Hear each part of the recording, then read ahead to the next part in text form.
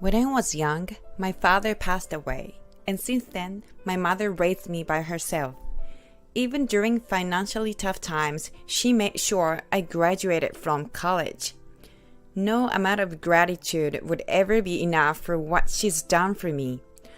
Although I've been a handful, I was looking forward to showing my mother my bridal look.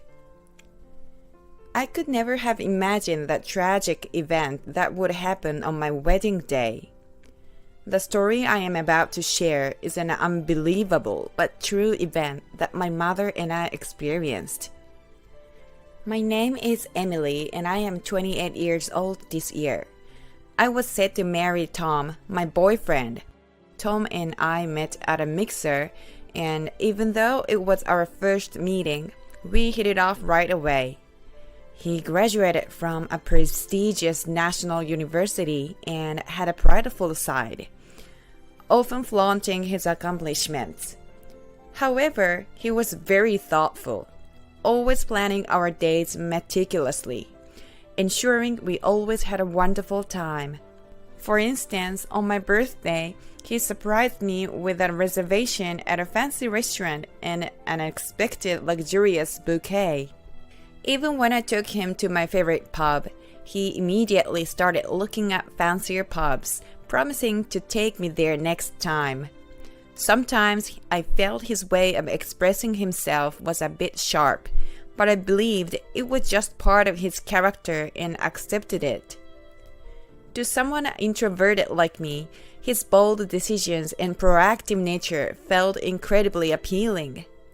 All my ex-boyfriends before Tom never really had strong opinions of their own, so Tom's clear-cut personality stood out even more. For that reason, Tom's intellectual demeanor looked incredibly charming and attractive to me. Every time we spent together on a date, I felt cherished and loved, and I thought nothing could make me happier. I loved him so much that his prideful behaviors and remarks didn't bother me much. I lost my father when I was young. It has been just my mother and me managing to get by ever since. So I thought that by marrying Tom, I could finally put my mother at ease. After receiving a proposal from Tom, I quickly met my mother to share the joyful news. "Mom, there's something I'd like to talk to you about." "Huh? What? Being so formal, isn't that a bit embarrassing?" "Well, I've been dating this guy for a while, and he proposed to me. So I've decided to get married." "What? Emily, you're getting married!" My mother was taken aback, her eyes wide in surprise. It wasn't unreasonable. Even though I had told her about someone I was dating, I had never brought up the topic of marriage. "Emily, is this true?" "Yes, it's true. I've finally found someone I want to spend the rest of my life with." As I said that with a smile, my mother, seeing my happiness, seemed to be relieved. "If you are happy with someone wonderful, then I'm happy too." Seeing the tears in my mother's eyes, I realized just how much she cared for me. Looking at my joyful mother, I decided in my heart that after getting married, I would build a happy family with him. Half a month later, Tom came to my house to formally introduce himself as my fiancé. As my mother and I waited at home, Tom, who had groomed himself neatly, arrived. "Nice to meet you, ma'am. I'm Tom Johnson. I've been dating Emily." "It's a pleasure. I'm Emily's mother. Please come in." My mother then led Tom into the living room and brewed some tea. Just when I thought the formal introductions would begin, Tom suddenly said something I never expected. "Don't worry, ma'am. If I marry Emily, she'll live a life without any hardships and be happy, haha." "Excuse me?" Suddenly, his condescending tone and words clouded my mother's face. I was also caught off guard, not expecting him to say something like that. "Ma'am, I meant, Even though Emily doesn't have a high educational background, I graduated from a top-tier university. So if she marries me, she will have a comfortable and happy life. That's what I was trying to say. I see. You do have quite an impressive academic and professional background, Tom, she said with a smile, but I quickly realized it was just for show. I could tell that deep down she wasn't impressed with him at all. And Tom kept on bragging about his achievements endlessly. Both of my parents are university graduates with a high educational background. By the way, all my relatives are elites. Speaking of which, ma'am, you graduated from high school, right? Yes, my family was poor and I had a younger brother. It was financially difficult for us to attend university. I see. That must have been tough. But don't worry. If Emily marries me, our children will surely be elites. Rest assured, they won't just have a high school education like you. Oh, well, if that's the case, I'm looking forward to the future. Watching my mother's face twist with discomfort as she listened, I felt increasingly uneasy. I can't take it anymore. I can't listen to this any longer. With that thought, I gently whispered into Tom's ear, urging him to stop. Hey, can we just end the conversation here? I'm sorry, but can you go home for today? Huh? Why? I haven't finished everything I wanted to say. Despite talking so much, Tom seemed dissatisfied, as if he still had more to say. You came here for our marriage discussion, right? But all you've done is brag about yourself and your family. I just want to reassure your mother that everything will be all right if you marry me. What's wrong with that? What's wrong with? It was unexpected. I never realized he was so obvious to the moon around him. Even without my mother mentioning it, I felt she probably wasn't pleased with the idea of marrying Tom. Somehow, I managed to send Tom home and apologize to my mother for his rudeness. Mom, I'm sorry he was so rude. He's a very prideful person and sometimes his words come off as prickly. Saying this, my mother looked at me with a worried expression, showing concern for me. I'm not particularly bothered, but are you sure about this, Emily? Do you truly love him enough to marry him? Indeed, my mother didn't have a good impression of him. I'm sorry for making you worry, but I truly do love him. If that's what you say, then I understand. I will support you, so do your best. My mother said that with a warm smile. While she probably had many concerns deep down, she chose to prioritize my feelings and support me. Regardless of my mother's feelings, I didn't have a slightest intention of calling off my engagement with Tom. To me, he was that important. After that, preparations went smoothly, and before we knew it, the wedding was just 2 months away. One day, as RSVPs from the invitees started to arrive, I got a call from high school friend Catherine. Hello, Emily. It's been a while. Thanks for the wedding invitation.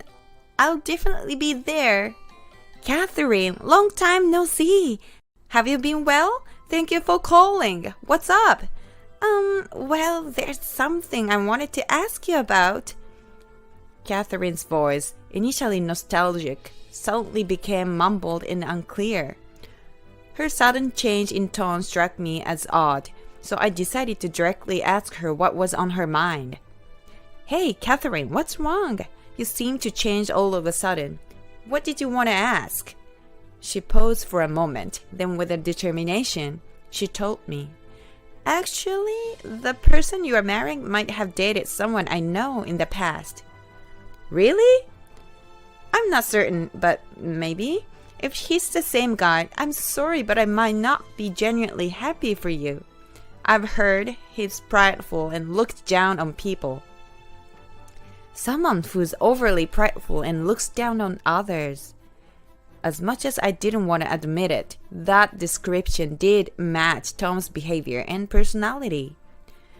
True, I've noticed that he can be prideful at times, but he's never looked down on me or treated me that way. Hearing my words, Catherine quickly apologized and tried to take back what she had said. Right, I'm so sorry. I shouldn't have brought up something like this during such a happy occasion. There are many people with the same names out there. I probably misunderstood. I'm sorry for bringing it up. Saying that, Catherine hurriedly hung up the phone. Though a shade of anxiety lingered, the wedding was just 2 months away. Trying to suppress the uneasy feeling within me, I carried on with the wedding preparations.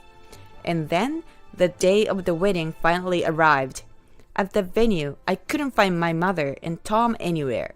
Even though I thought they had already arrived, I began to panic. Why? The ceremony will start soon. As I frantically searched, I heard voices that sounded like an argument. Approaching the source, I saw my mother, Tom, and even my in-laws all engaged in a heated dispute. Sensing the tense atmosphere, I hid myself and watched from the distance. Why, isn't it strange that there's no seat for me? The voice speaking was my mother's. Huh? There's no seat for my mother? That's impossible. I'm certain I arranged it during the preparations. I waited for Tom to explain, trusting he would clear things up. But then he began to say something I never expected. Your mother only graduated from high school, right? Just being a high school graduate is embarrassing enough. So, of course, we can't invite her. I mean, Emily, you barely graduated from college. But I overlooked that. Inviting your mother is just out of the question. What? Did he really just say that? This has to be a joke. Tom, what are you thinking? After claiming he wanted to provide a respectable life after our marriage and put my mother at ease, how could he now say this? Recalling that, I felt a deep-seated anger bubbling within me. And then his mother added fuel to the fire. Like mother, like daughter, I suppose. Well, I made a compromise for Emily because she has a somewhat pretty face, letting her be my son's wife. I never imagined the mother of my highly educated son's fiancé would just be a high school graduate. How utterly embarrassing. There's no way she can sit with us at the wedding. Yeah, totally. It's just too embarrassing to be seen with her. Tom, looking down on her, agreed with what his mother said. When you mentioned it was hard to send her to college because of her younger brother, I thought, what a poor family. Our backgrounds are so different. After I marry Emily, I'd like to cut ties and not be associated with you. Wait, cut ties? You can't be serious. Emily is becoming a part of our family. We don't want someone with your law educational background causing us in trouble. Today is Emily's, my daughter's big day. Can't you at least let me attend my own daughter's wedding? Regardless of what you say, there's no seat for a high school graduate and a poor person like you. Just go home, will you? Is this a joke? How can this be happening? Not only Tom, but to think even his parents would speak to my mother in such a condescending and mocking manner. They've always been so kind to me, but then it hit me. The kindness they've shown me and from his parents was all a facade. I felt a surge of anger like never before. I can't forgive Tom and his parents. To say such horrible things to my dear mother. Enough! I'm calling off this wedding! As I shouted that, everyone was taken aback and the atmosphere went cold. What? You can't just cancel it now! Do you realize you're getting married to me? What are you saying? Tom, red with rage, raised his voice, and his parents started to hastily speak up. That's right, Emily, think it over! You have an important role to bear in the heir. Without that, the marriage is pointless. Exactly. deciding to cancel the wedding with Tom now. We absolutely won't allow such absurdity. Quiet! Stop making excuses! Shut up! My scream echoed throughout the venue. You think I can just say, alright, understood, and go on with this wedding when you've mocked my mother like this? Because she only graduated from high school? She doesn't deserve a seat? What is that about? I refuse to be part of such a wedding. Emily, it's okay. Don't worry about me. Just calm down. Trying to calm my emotions, I spoke while pulling on my mother's hand. Mom, it's fine. Let's go home. Hey, Emily, where do you think you're going? What are you doing? The wedding's about to start. Exactly. This is absolutely unacceptable. Ignoring their remarks, as my mother and I were about to leave the venue, we bumped into Catherine. I had a feeling this might happen. Catherine? Why are you here? Well, I arrived earlier than I thought. But it's good that I came. So, Emily, your fiancé, is that Tom? Oh, long time no see, isn't it? Tom's father and mother? Seeing Catherine, Tom and his parents suddenly went pale and looked flustered. What's the connection between Catherine and them? Catherine, what's going on? To my question, Catherine scratched her head, looking awkward. Emily, I'm sorry. This guy isn't just an acquaintance's ex-boyfriend. He's my ex. I hid that from you. The moment we decided to get married, he started looking down on me and my family. Really, he hasn't changed at all. Catherine? Oh, I remember the women without any notable degree. In response to Tom's rude comment, Catherine replied with a laugh. You say that, but both of your parents only graduated from high school, didn't they? He, person she couldn't genuinely be happy for, that Catherine mentioned on the phone, turned out to be Tom himself. Moreover, the stories of Tom's parents being elites were completely false. In fact, both of them had only graduated from high school, just like my mother. Emily, it's surely a good thing you found out before the wedding. For the sake of your mother and your future, you should never marry someone like him. How can you? This is my and Emily's wedding. You have no right to interfere, do you? Catherine quickly retorted to Tom's counterattack. Huh? What are you even saying? Just stand by and watch when I know my best friend is about to face unhappiness? I'm not that cold-hearted. Oh, and by the way, Catherine, rummaging through her bag, pulled out her smartphone. She then started to play a recording at a volume loud enough for everyone in the venue to hear. Your mother only graduated from high school, right? It's embarrassing just being a high school graduate. How could I possibly invite her to the wedding? Well, a frog's child is a frog after all. But I suppose Emily is fairly pretty. That's why I reluctantly accepted her as my son's bride. The played recording was of the rude remarks that were just directed at the mother a moment ago. Could this be the conversation from earlier? Exactly! It's the rude comments this foolish family made about you guys earlier. Using this recording, even the wedding cancellation fee could be shouldered by their family. I'm so glad I decided to record it just in case. Catherine truly is something else. Having been involved with Tom up until just before the wedding, she knows him and his parents' personalities well. The fact that she recorded them on the spot is commendable. Seeing Catherine's actions, my mother and I exchanged glances and couldn't help but laugh together. Emily, now you see his true colors, right? His kind and charming act only lasts at the beginning. In reality, he's an awful man who looks down on others because of his high educational background. I remembered the dreamy state I was in during our days, enchanted by his kindness, and I felt deeply embarrassed. What I thought was his strong will and reliability turned out to be mere bragging, a display of his belief in his own greatness. I deeply regretted not catching the discomfort I felt the first time Tom was rude and overbearing when he met my mother.